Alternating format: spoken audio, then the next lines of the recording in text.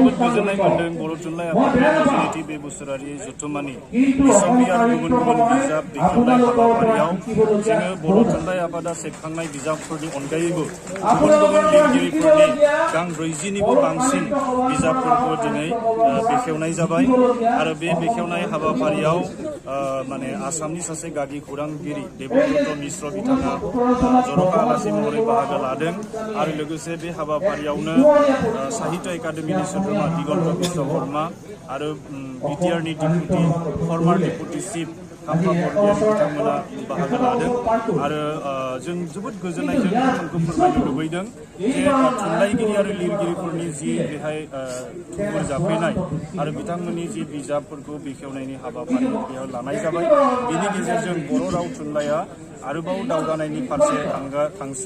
दावगालांगोन बेखौ जों मिजिंथियो गोबाङानो बिजाब लिरो गोबाङानो बिथांमोना नांगौबायदि खामानियाव रां खामायनो हाया बा रांखौ आरजिनो हाया लिरनानै साफायनाय बिजाबनि बेसेनखौनो बिथांमोना मोनफिना जोंनि फरायसालियाव बिजाब फरायनायनि दिनैबो आंखाल नुजाथियो बे समाव मा फोरमायगोन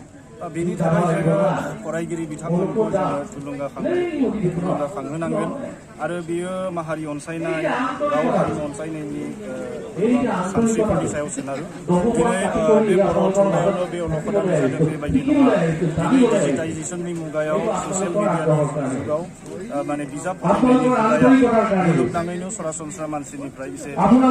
जानगारलांदों थेवबो बे समावबो जोङो बिजाब फरायनायनि हुदाखौ जोंनि थुनलाइ सोरजिनायनि जि दाहार बेखौ जों खमायनाय नुवाखै आरो बर'फ्रा गाव हारि अनसायनायाव जिहेतु माने मोनसे गोख्रों बिथा दङ बे बिथाखौ लानानैनो जोंनि लिरगिरि थुनलाइगिरि बिथांमोना थुनलाइ सोरजिबाय थादों बिजाब सेबखांबाय थादों फरायग्राफोरनि बिसाना खमायदों बे सैथो बाथ्रा नाथाय अब्लाबो जोङो आसाबादि इयुन समाव जोंहा जोबोद गुन गोनां जेब्ला थुनलाइ सोरजिनाय जागोन बे सरसा जागोन आरो मोनसे समाव जोंनि थुनलाइ फरायनाय बिजाब फरायनायनि हुदा मोनसे गोदानै जों सोरजिनानै लानो हागोन बेखौ आसा खालामो आरो बे बिथिङाव बर' थुनलाइ आफाद बर' फरायसा आफाद एबा गुबुन गुबुन माहारियारि आफादफोरा सांग्रांथियारि माने मावथांखि लानायनि मावफारि लानायनि गोनांथि दं बेखौबो जों मोनदांदों